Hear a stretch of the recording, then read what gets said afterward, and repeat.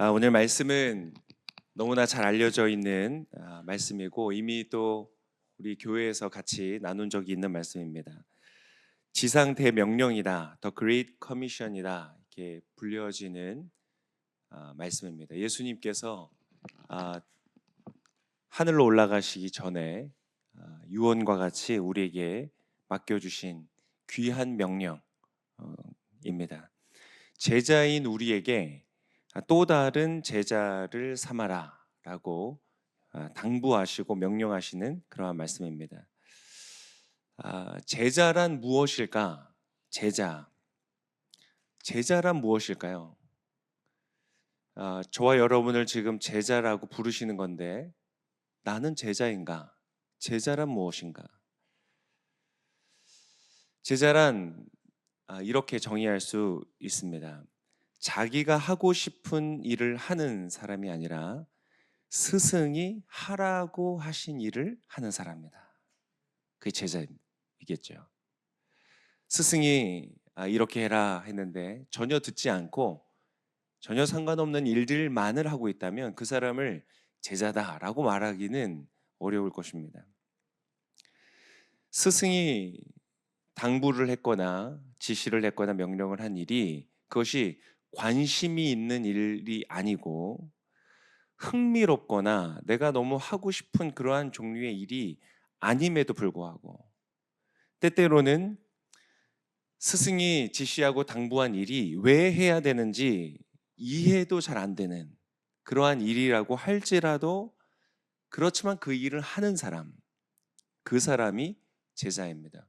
왜 할까요? 하고 싶지도 않고 관심도 없고 이해도 되지 않는 일인데 왜 하는가? 스승을 신뢰하기 때문에 그렇습니다.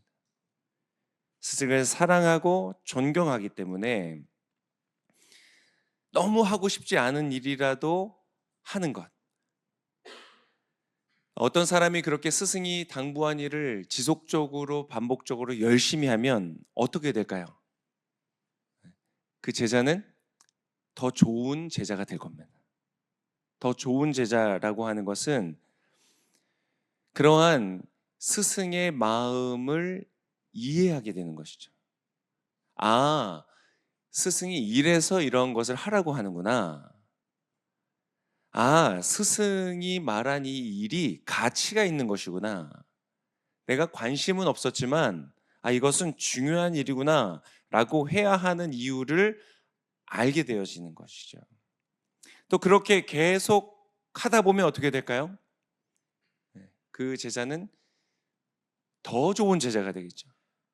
더 좋은 제자라는 것은 무엇일까요? 스승의 마음이 나의 마음이 되는 제자입니다. 스승이 원하는 것을 내가 원하게 되고 스승이 원하시는 만큼 나도 그것을 원하게 되는 것이죠. 아마 그러한 제자가 되어 간다면 아주 훌륭한 제자로서 스승의 발자취를 따라가는 사랑받는 제자일 것입니다. 바로 그것이 제자이죠. 자, 그러면 우리가 또 한 가지 질문해 봐야 될 것이 있습니다. 제자라는 것은 어떻게 되는 것인가? 제자는 어떻게 될 수 있을까요? 누가 제자가 될까요? 여기서 우리가 오해할 수 있는 부분이 있습니다. 일반적으로 저와 여러분이 살아가는 세상에서 제자는 어떻게 되는가? 누군가를 스승으로 선택할 때 제자가 됩니다. 즉, 제자가 되는 것을 선택하는 것은 제자에게 있는 것이죠. 요즘에 대학 강의도 그렇고 온라인 강의나 학원 강의 같은 것들 다 보면 제자가 스승을 고릅니다. 내가 저 사람에게 배워야지 라고 생각하고 스승을 고르죠. 심지어는 이제 교회도 그렇습니다. 나는 이 분에게 배워야지. 그분의 어떤 목사님을 따라가거나 어떤 성도님을 따라갈 때 그 사람을 내가 선택합니다. 그렇지만 성경은 그렇지 않습니다. 성경은 스승이 제자를 선택합니다. 오늘 우리가 보는 예수님의 제자들 11제자가 같이 있다고 했는데 그럼 누가 그 제자를 세웠습니까? 제자가 예수님을 고른 것이 아닙니다. 예수님께서 제자를 선택해서 불러주셨죠. 그래서 심지어 어떤 사람들은 예수님, 제가 예수님 따라가고 싶습니다. 예수님 제자 되고 싶습니다. 라고 할 때 예수님께서 안 된다. 너는 너의 자리로 돌아가라. 라고 말씀하신 경우들도 있은 것을 우리가 압니다. 이것은 다분히 성경만이 아니겠죠. 약간 좀 이 고수의 세계로 올라갈수록 더 그런 것 같아요. 고수의 생각법이라는 책에서 저도 재밌게 봤는데 조은현 씨 바둑의 전쟁의 신이다라고 불렸던 그 분도 그의 제자 이창호를 스승이 선택하죠. 그 역시 스승을 만나게 되는 과정도 스승이 자기를 선택했습니다. 그러니까 어떤 영역이든 그것이 뭐 예술의 영역이든 어떤 영역이든 학문의 영역이든 좀 이 하이 클래스로 갈수록 스승이 제자를 선택하는 것 같아요. 내가 마음대로 스승을 선택하지 못하고. 그렇기 때문에 위대한 스승의 이 간택을 받아서 그의 제자가 된다는 것은 굉장히 멋진 일인 것입니다. 가문의 영광이 되는 것이죠.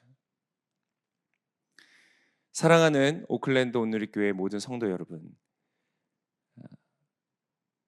저와 여러분은 모든 스승의 스승이신 분, 그리고 진리를 가르치시는 것만이 아니라 그분 자체가 진리이신 분, 모든 무릎이 그 앞에 꿇어서 경배할 우리 예수님께서 저와 여러분을 제자로 불러주셨습니다. 가문의 영광입니다. 놀라운 축복입니다. 어떻게 할 수 있을까요? 목사님, 전 제자가 아닌 것 같은데요. 에이, 그냥 성경이니까 모든 사람에게 주는 말이죠 라고 생각하실지 모르겠습니다. 그러나 여러분, 그렇지 않습니다. 여러분, 가장 강력한 증거를 알려드리겠습니다. 저와 여러분이 예수님의 제자로 부름받았다는 가장 강력한 증거는 지금 이 자리에 여러분이 앉아 계시다는 것입니다. 지금 이 말씀을 귀로 듣고 계시다는 것입니다. 전 세계에 이 말씀을 들을 수 있는 곳은 많지 않습니다. 지도를 하나 가져왔는데 지도 한번 보여주시겠어요? 제가 이 캄보디아 아울리치 가기 전에 매일 체크했던 지도입니다. 외교부에서 공식적으로 이 안전한 국가들을 선별해서 이 단위로 나누어 준 지도입니다. 그래서 이 지도에 보면 우리가 국가에서 여행을 금지하고 있는 지역들을 알 수가 있죠. 그래서 4단계로 나눠져 있는데 4단계는 여행 금지, 아예 여행 자체를 금지하는 지역이 검은색으로 표시가 되어 있고, 출국 권고, 그 안에서 살고 있더라도 그 땅을 떠나십시오라고 권고하는 3단계인 곳이 빨간색인데, 빨간색도 상당히 많습니다. 그리고 2단계 여행 자제, 여행도 가급적이면 가지 마십시오 라고 권고하는 이 여행 자제 단계는 노란색인데, 보시면 노란색도 굉장히 많다는 걸 알 수 있습니다. 이 2단계부터는 사실상 국가가 법으로 금지를 하는 개념이기 때문에 만약에 저희가 가려고 했던 캄보디아 시엠립이 2단계가 되면은 저희가 모든 아울리치를 취소해야 됐기 때문에 제가 날마다 체크를 했습니다. 근데 참 감사하게도 바로 시엠립 인근 지역까지는 다 이렇게 금지 구역이 됐는데, 시엠립까지는 1단계 여행 유의, 여행을 하되 조심하셔야 됩니다 라고 하는 곳이 파란색입니다. 그리고 안전한 곳이 하얀색인데, 여러분 보시면 알겠지만 하얀색이라고 할 수 있는 데가 별로 없습니다. 아마 대부분 밟아보신 땅일 겁니다. 뉴질랜드와 대한민국, 그리고 호주, 일본, 그 나머지는 약간 좀 오류도 있는 것 같아요. 우리가 알고 있는 땅 중에 안전한 곳이 별로 없습니다. 지금 저 안에서 여러분 이미 사는 것 자체가 안전하지 않은 땅이 굉장히 많습니다. 그나마 여행 유의 단계라고 할 수 있는 1단계에 있는 곳에서도 여러분 보세요. 중국. 오늘 이 말씀을 사람들이 들을 수 있겠습니까? 인도 들을 수 있겠습니까? 여러분 오늘 이 말씀을 전하고 들을 수 있는 이 지구상의 지역은 많지 않습니다. 지금 이제 내려주셔도 됩니다. 지금 저와 여러분이 누리고 있는 이 축복, 오늘 예배당에 나와서 마음껏 주님을 예배하고 찬양하는 이것은 정말 소수만이 누리고 있는 축복이라는 것을 여러분 기억하십시오. 오늘 예수님이 수많은 유대인들을 다 두고 오늘 지금이 지상 대명령을 내리는 사람은 단 11명의 예수님의 제자였다는 것, 아주 소수였다는 것을 기억하십시오. 이번에 이제 목회 사관학교를 하면 전 세계에 있는 우리 목회자들이 다 모입니다. 이제 파트타임 교육자분들까지 다 합쳐서 한 350명 정도가 됩니다. 다 모여서 이 사관학교를 합니다. 그러면 이제 교회들의 이야기를 다 듣죠. 정말 어렵게 섬기시는 곳들도 많습니다. 우리 중국 권역은 특히나 너무 어려움이 많아서 어떤 교회는 이제 교회로서 비준을 받았다가 그것이 만료가 되면서 연장을 해주지 않아서 상당 기간 동안 목사님이 단에서 설교를 하지 못하는 수개월을 모이지 못하는, 그래서 줌으로 하거나 또 그 도시를 벗어나서, 우리로 말하면 오클랜드를 벗어나서 인근 지역의 도시에 따로 모이는 겁니다. 예배를 드리기 위해서. 그 지역에서는 드릴 수가 없어서. 그러한 어려움 가운데 있는 교회들이 굉장히 많습니다. 우리가 이렇게 예배할 수 있다는 것이 얼마나 감사한 일인지 그것을 깨닫게 되죠. 지금 우리가 누리는 축복은 정말 놀랍고 특별한 축복이고 특별한 은혜라는 것을 기억하시는 저와 여러분 되시기를 축복합니다. 그러한 저와 여러분을 주님께서 제자라고 불러주셨습니다. 자, 그렇다면 제자인 저와 여러분은 무엇을 해야 될까요? 우리의 스승이신 예수님께서 하신 일, 그리고 우리에게 당부하신 일, 그것은 바로 선교입니다. 예수님이 예수라는 이름을 가지고 부름을 받으시면서 이 땅에 사셨던 이유가 무엇입니까? 선교입니다. 복음을 전하고 영혼을 구원하기 위해서 오신 것이죠. 그것이 바로 성육신입니다. 우리와 같은 모습으로 우리에게 와주신 것이죠. 우리는 그 예수님의 제자로서 동일하게 선교하는 제자로서 다른 제자를 삼는 그러한 부름을 받았다는 것입니다. 그래서 사랑하는 성도 여러분, 저와 여러분 우리 모두는 선교를 하는 자들입니다. 그렇지만 여러분 오해하실 필요 없는 것은 우리 모두가 선교사가 될 필요는 없습니다. 고린도전서에서도 사도 바울이 얘기하는 것처럼 모두가 사도도 아니고 모두가 교사도 아니고 모두가 같은 직분으로 부름받은 것은 아닙니다. 그래서 우리 모두가 선교사로서 해외에 나가야 되는 것은 아니지만, 그러나 저와 여러분의 하는 모든 삶 속에서 우리는 선교에 동참하는 것입니다. 오늘 이제 선교 헌금 작정하는 날이죠. 이 온누리 교회는 이 제자로 부름받은 교회로서 매년 첫 예배를 첫 주와 두 번째 주를 선교헌금 작정 주일로 드립니다.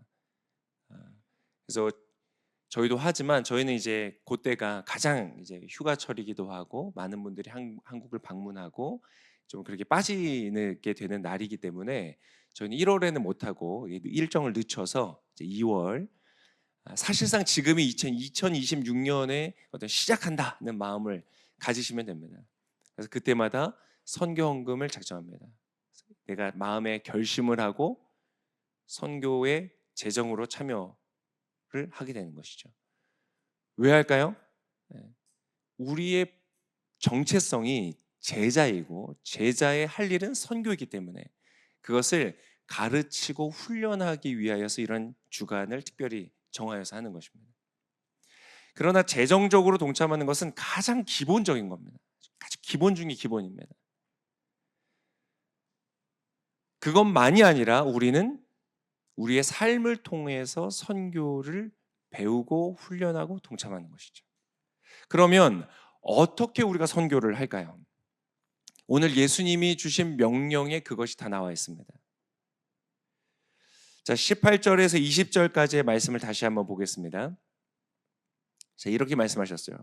그때 예수께서 다가오셔서 그들에게 말씀하셨습니다. 하늘과 땅의 모든 권세가 내게 주어졌다. 그러므로 너희는 가서 모든 민족을 제자로 삼아 아버지와 아들과 성령의 이름으로 세례를 주고 내가 너희에게 명령한 모든 것을 그들에게 가르쳐 지키게 하라. 자, 오늘 이 말씀 구절 안에 이 세 가지의 주요한 동사가 있습니다. 예수님께서 제자로서 해야 될 일들을 세 가지의 동사로 말씀해 주셨는데, 첫 번째, 가라 하는 것이죠. 가서.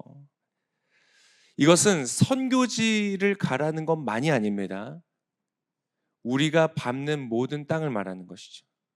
그래서 오누리 교회에 여러 이 슬로건들이 있는데 그 중에 정말 잘 써놓은 슬로건 중에 하나가 예수님이 계신 곳마다 선교사이고 예수님이 계시지 않는 곳마다 선교지이다. 그래서 우리가 나아가는 모든 것, 우리는 가족에게 가는 것이죠. 아직 예수를 알지 못하는 가족이 있다면 그 가족에게 우리가 선교를 위해 가는 것입니다. 우리의 직장에 아직 창조주이시고 구원자이신 예수님을 알지 못하는 사람들이 있다면 그곳에 우리는 선교하기 위하여 가는 것입니다. 친구들에게 가고 지인들에게 가고 가는 것입니다. 이 일은 하기가 어렵습니다. 왜 하기가 어려운지 아세요? 귀찮습니다. 선교적 목적을 가지고 어딘가를 간다는 건 귀찮은 일, 번거로운 일입니다. 그냥 돈 벌기도 바쁜데, 내일 하기도 바쁜데 선교적 목적까지 갖는다는 것은 굉장히 귀찮은 일입니다. 그렇지만 우리는 하는 것입니다. 왜 할까요? 우리의 스승께서 명령하신 일이고 스승께서 본을 보이신 일이고 그 일은 정말로 가치 있고 의미 있고 중요한 일이기 때문에 하는 줄을 믿습니다. 다 지금은 우리가 이해하지 못한다고 할지라도 정말로 오늘 내가 가서 1000부를 벌어오고 10,000부를 벌어오는 것보다 한 영혼이 영원한 사망에서 영원한 생명으로 옮겨진다면 내가 그 영혼을 바라보고 설사 나에게 맡겨진 일들이 조금 부족하게 끝나더라도 그 영혼을 위하여 기도하고 그 영혼에게 예수님을 소개할 수 있다면 그것은 너무나 귀하고 아름다운 정말로 우리가 마음을 들여야 할 만큼 중요한 일이 되는 줄을 믿습니다. 두 번째, 세례를 주라는 말이 있습니다. 세례를 주라. 지금 우리가 살아가는 시대에서의 교회의 가르침은 세례는 교회가 하는 것입니다. 왜냐하면 이것이 막 질서 없이 막 이루어지는 것은 또 문제가 생기기 때문에 이제 그렇게 하지 않고 그것을 방지하기 위해서 교회의 인정을 받고 안수를 받아서 목회자로 부름을 받은 그 직분을 받은 사람에 의해서 진행되도록 그렇게 하고 있습니다. 그렇지만 여기서 세례를 주라는 말의 본질적인 의미는 복음을 전하라는 것입니다. 예수 그리스도의 십자가와 보혈을 통해서 그 사람이 죄를 씻김을 받는 것, 그 예수 그리스도로 말미암아 그분의 죽음과 부활에 동참하게 되는 것, 이것이 바로 세례의 본질적인 의미죠. 세례식을 하라는 것이 아니죠. 이 세례의 역사가 일어나도록 하라는 것입니다. 그러니까 가는 곳에서 우리가 예수님의 복음과 보혈과 십자가를 전하는 것입니다. 세 번째로 가르쳐 지키게 하라고 하셨습니다. 그래서 저와 여러분은 예수님의 제자로서 가르칠 수 있어야 됩니다. 그래서 훈련을 받으셔야 됩니다. 세상에 나아가서 살아갈 때 우리에게 우리가 가진 소망에 대한 이유를 묻는 사람들에게 대답해 줄 수 있는 준비를 해야 됩니다. 우리의 사랑하는 가족이, 친구가 너는 왜 그렇게 살아가니? 너가 믿는 건 도대체 뭐니? 라고 우리에게 물어볼 때 그것에 대해서 설명하고 답할 수 있는 준비를 해야 되는 것입니다. 준비가 되는 모든 성도님들 되시기를 축복합니다. 그래서 기본적으로는 말씀을 가까이 하셔야 됩니다. 말씀을 통해서, 기록된 말씀을 통해서 대답할 수 있어야 됩니다. 그래서 큐티 하시고 1대1 하시고 1대1을 통해서 배우고 또 그 다음에 가르치는 것이죠. 이 모든 것들이 중요한 것은 이것을 통해서 우리가 훈련받는 것입니다. 그래서 여러분, 온누리교회 오면 온누리교회에 가진 가장 좋은 강점 중에 하나는 그냥 편안하게 와서 예배만 드리고 가는 교회가 아니라 정말 제자로서 훈련을 받는 교회라는 것입니다. 그래서 이 교회에 발만 담그시고 예배만 오가고 작은 어떤 일부 봉사만 하시고 이 교회가 말하는 큐티와 1대1과 그 이후에 오빗이나 통독과 필사 여러 훈련 프로그램에 적극적으로 참여하지 않으시는 것은 굉장히 손해를 보시는 일입니다. 참여하게 되시기를 축복합니다. 네. 목사님 어디 갔다 오더니 자꾸 좀 부담을 많이 주는 것 같죠. 어떤 분은 이렇게 생각하셨습니다. 어떻게 그렇게 사나? 내 인생 어떻게 하나? 내 하고 싶은 것도 많고 즐기고 싶은 것도 많고 먹고 살아야 되는데 언제 교회에서 하는 이런 것까지 하나? 이 질문을 하신 분은 여러분 기억하셔야 됩니다. 이거 이미 진도 뗀 질문입니다. 이미 우리 다 다루고 배웠습니다. 뭐라고 하셨습니까? 먼저 그의 나라와 그의 의를 구하라. 그러면 이 모든 것을 더하시리라. 너에게 있어야 할 것을 하나님이 아신다. 여러분, 주님이 여러분보다 여러분을 더 잘 아십니다. 우리에게 필요한 것들, 그것은 여러분 오해하지 마실 것은 그냥 겨우 생존을 위해서 먹고 살 만큼 배고프지 않도록 만큼만 주신다는 생존의 필수적인 것만 준다는 것이 아닙니다. 여러분, 하나님은 교도소의 그 교도관이 아닙니다. 먹고 살 만큼만 주시는 것이 아닙니다. 우리에게 있어 우리가 즐기고 누려야 할 모든 필요를 주님이 아시는 줄을 믿습니다. 정말입니다. 주님이 채워주시면 정말 충만합니다. 사랑하는 오클랜드 온누리교회 성도 여러분, 말씀을 마무리를 짓겠습니다. 오늘 주님께서 우리에게 주신 이 말씀을 붙들고 우리를 제자로 부르신 그 영광스러운 부름 앞에 믿음으로 반응하여 살아가는 저와 여러분 되시기를 축복합니다. 이제 앞으로 장차 나눌 계획이 되겠지만 이번에 캄보디아와 베트남 아울리시의 모든 일정들을 통해서 또 하나님께서 보여주신 감격스러운 일들이 너무 많습니다. 이제 나눠 갈 것들은 많은데 앞으로 캄보디아에도 유치원 또 초등학교 또 대학생들을 가르치는 그런 기관들이 있는데 와서 영어를 가르쳐 줄 사람들이 굉장히 절실합니다. 많은 도움들이 계속 필요합니다. 캄보디아의 영혼들을 살리고 제자로 삼고 그 나라를 변화시키는 영적인 역사를 이루기 위해서 오클랜드 온누리교회에서 저는 매년 이제 1년씩 우리 특히 청년들이 마음에 헌신을 해서 나아가기를 소망합니다. 가서 영어로 아이들과 놀아주고 가르쳐주고 돌아오는 일들, 그리고 또 일종의 복음 제자 마을이라는 것을 이 캄보디아에서 지금 만들고 있거든요. 타운을 만들고 있습니다. 거기에도 믿음의 사람들이 필요합니다. 그런 곳에서도 우리 단기 선교사든 장기 선교사든 또 저희 이 오클랜드 온누리교회에서 나아가서 또 전하기를 원하고, 전 세계에 할 일이 많습니다. 뉴질랜드에도 할 일이 많고 우리를 기다리고 있는 사람들이 있습니다. 그러한 자리를 향해서 우리 예수님의 마음을 가지고 예수님의 제자가 됐다는 확신을 가지고 예수님께서 시키신 일들을 하되 할수록 그분의 마음을 이해하게 되고 그 가치를 깨닫게 되고, 그래서 그 스승의 마음을 나도 품게 되어서 살아가는, 그래서 스승이신 예수님이 우리를 이렇게 보실 때 제자를 보실 때 기쁘시고 흐뭇하고 그런 우리 스승을 기쁘시게 하는 우리 모든 오클랜드 온누리교회 성도님들 되시기를 예수 그리스도의 이름으로 축복합니다. 아멘.